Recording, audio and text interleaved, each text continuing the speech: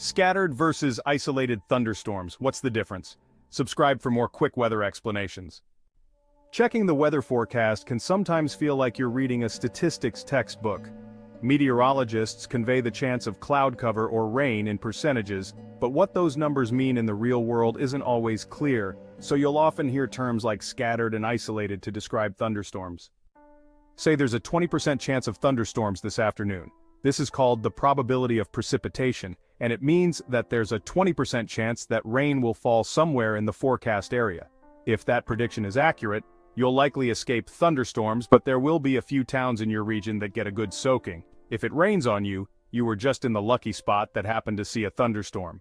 This principle applies to all types of precipitation, whether it's light rain showers, heavy thunderstorms, sleet, or snow.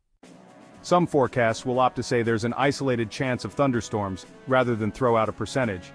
The National Weather Service will call for an isolated chance of storms if there's a 10 to 20% chance of one happening, meaning any storms that do form will be few and far between. A 30 to 50% chance of precipitation is called a chance for scattered storms, like when it's storming at your work but not at your home. Above 50%, the odds that you'll see rain that day are substantial, so the forecast may say likely rain or just predict rain without qualifying the statement. Partly cloudy versus mostly sunny.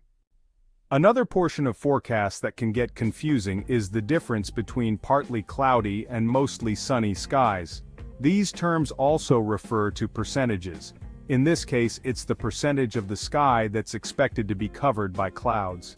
The National Weather Service considered 10 to 30% cloud coverage to be mostly sunny. A sky that is just under half covered by clouds is partly cloudy, and one that is over half covered with clouds is partly sunny. A sky that's more than 3/4 obscured is considered mostly cloudy, and if it's more than 90% obscured, it's straight up cloudy.